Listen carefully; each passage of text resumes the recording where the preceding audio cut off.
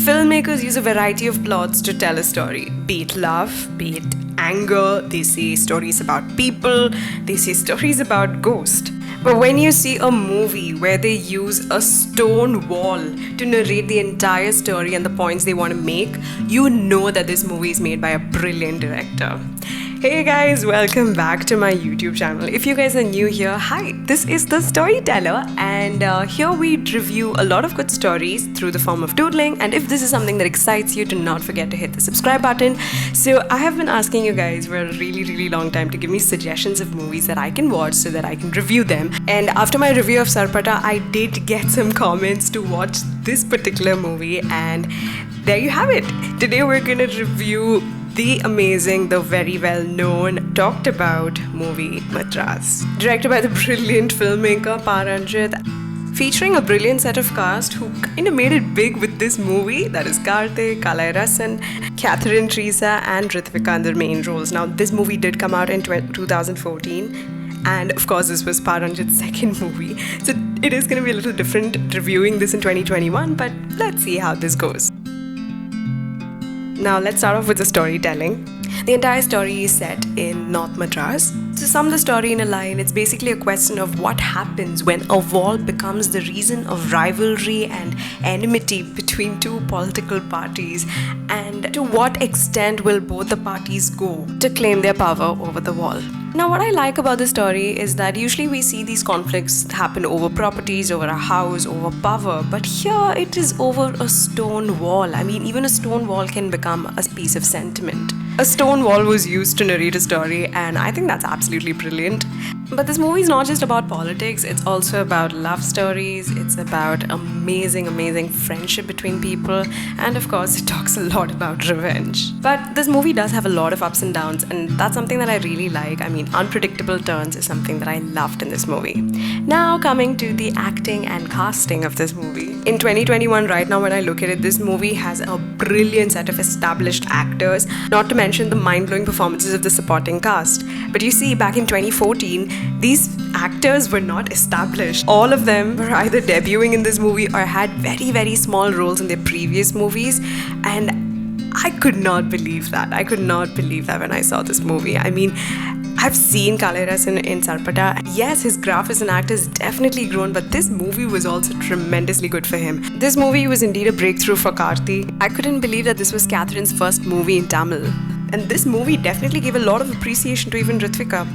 My point is, even though this was very new to most of them, they were so natural. I mean, the relations between each one of them in the movie is so natural, and I can't believe this was one among their first times. So another thing that I wanted to mention here was a Ranjith element. I mean, this is something that I mentioned in Sarpata as well, but I'm so surprised that this happened back in 2014 itself. This is the gender stereotypes. I mean, even though these movies might not have huge relevance with women in it, the characters these women represent are very strong. Like how Catherine is so strong even when a million guys woo her, or how Ritvika throws paint at a big political person like Mari. I mean, even for the fact that we see Karthi, a man, crying. Another scene that surprised me on gender stereotypes was how usually when the heroes come face to face with gundas, they stand there and fight a million other gundas if they can. But here, the realistic part was that they ran. I mean, they are macho guys, but they ran because that's the real thing. That's what people do in real life. And honestly, all these gender stereotypes were broken back in 2014, and I am in huge respect of this man right now. Cinematography goes beyond words for this movie. I mean, there are some particular scenes, particular frames, like how the wall looks at night, the flickering light, or when, Karthi stands in front of the wall and his shadow takes over the entire wall. The cramped up life probably in North Madras, like, the small living rooms with a lot of things, the walls with paint peeling off of them, the small gullies filled with so many houses, or even something like plastic pots that they use to get water. And even the night scenes just transport us to the northern Madras life. And I have to mention the music. I mean, the BGM is kind of like the same tune that's used for many of the scenes. It really hits you differently, and I have to say it adds a different feeling completely to the movie. Okay, time for my honest opinions about the movie Madras. I read it in a lot of places that this movie was a great hit in 2014, but I saw this in 2021, and no, I am not from Madras, but I would still say that I loved it.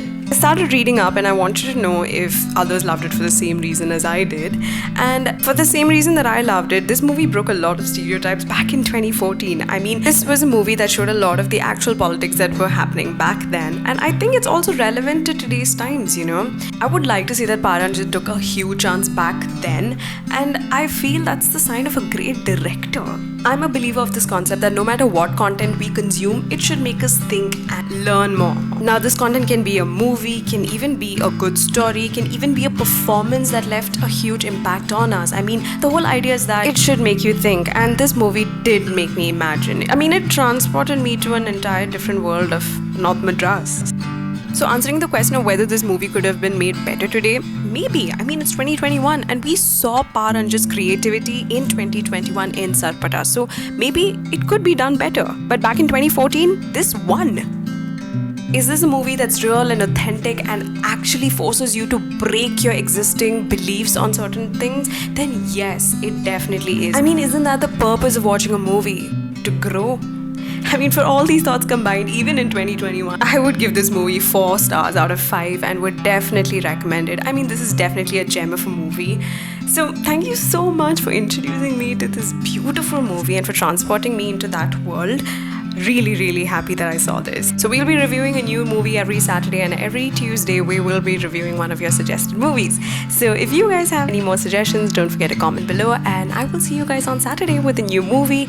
Thank you so much for your time. It's been a pleasure with lots of love. It's your storyteller. Bye.